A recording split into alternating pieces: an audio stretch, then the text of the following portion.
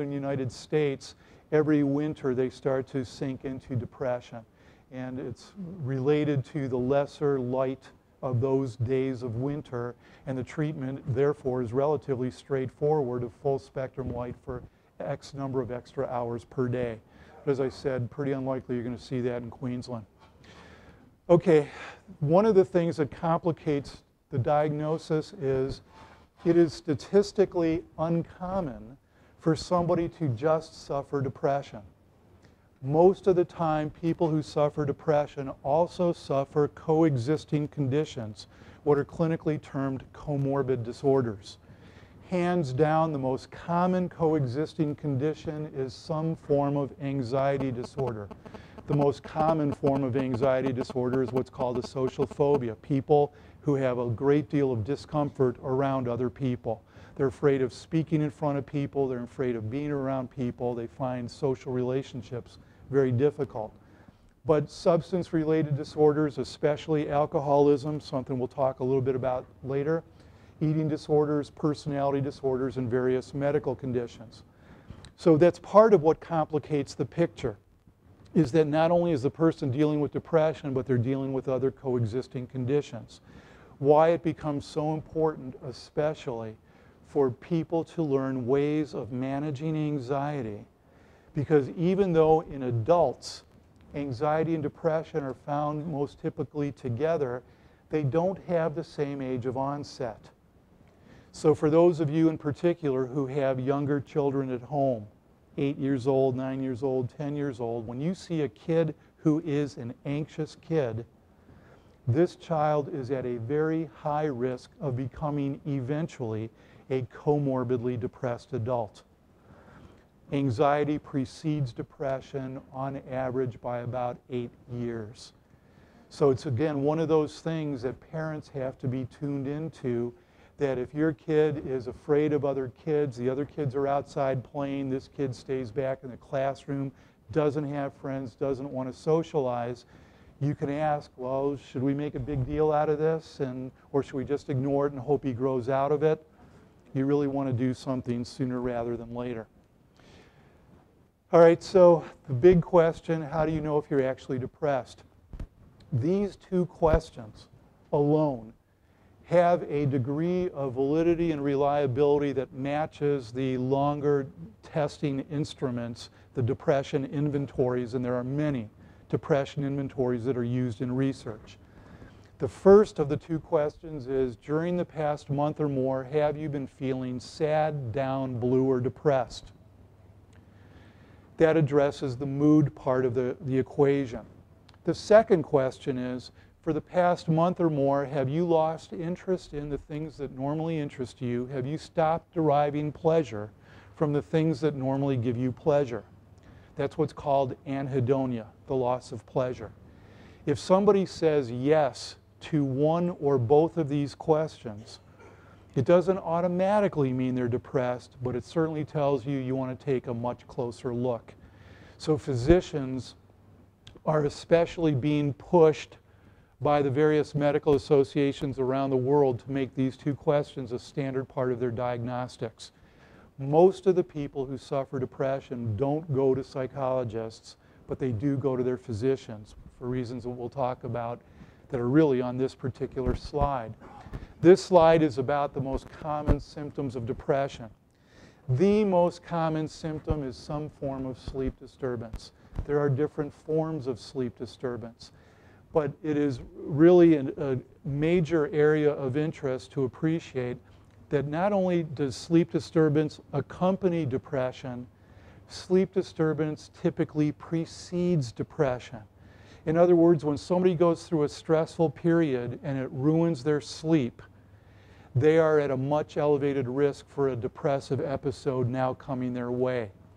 One of the most important things you can pay attention to is learning how to sleep well. And believe it or not, that is a learnable skill.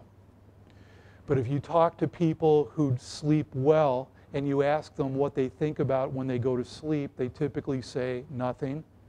You ask people who are anxious and depressed what they think about when they go to sleep, they say everything. So actually learning how to relax, how to clear your mind, how to separate problem solving from bedtime, these are learnable skills. Taking medications to go to sleep is generally not a good idea for all kinds of biological reasons that I can describe if you really want me to. But insomnia, as I'm saying, is a forewarning as well as a troublesome symptom. It also, by the way, predicts vulnerability to relapse. In other words, when somebody goes through a depressive episode and they have a disruption to their sleep, when the depression lifts, as it will for most people, if their sleep goes back to normal, that's a good thing. If their sleep doesn't go back to normal, that's not a good thing. They're at an elevated risk for relapses.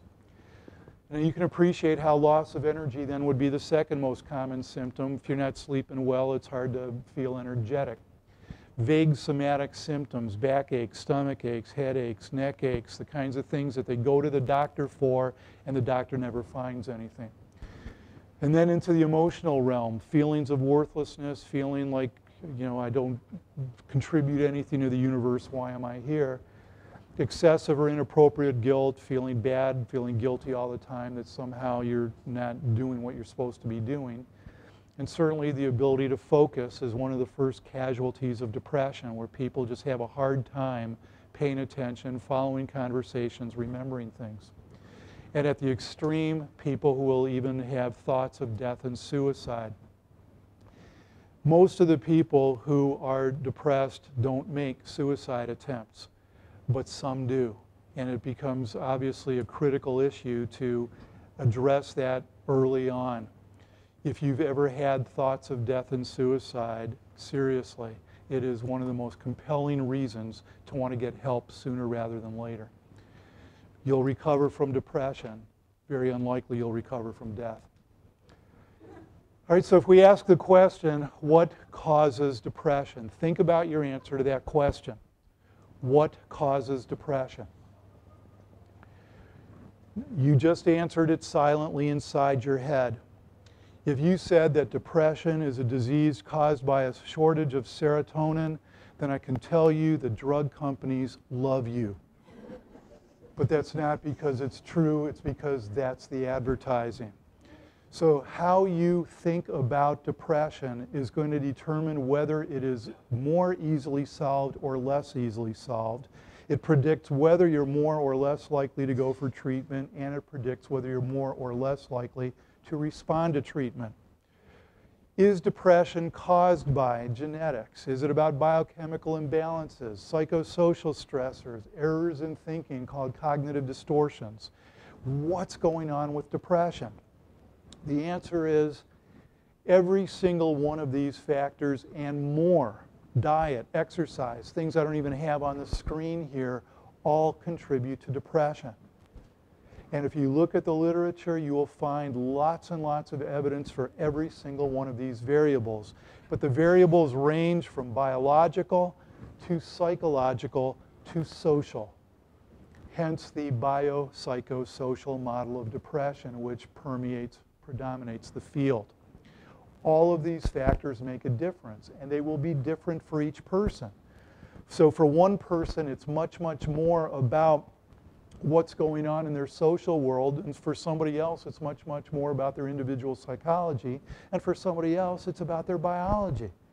The diseases they're dealing with, the medical conditions they have, the medications they're taking. So it isn't the same for everyone, and that's part of how you start to learn for yourself what are the domains that are most exacerbating your particular issues. The best answer is depression is caused by many factors, not one single one. All right, so let's address medications straight out. Leunig, Michael Leunig is an Australian gem.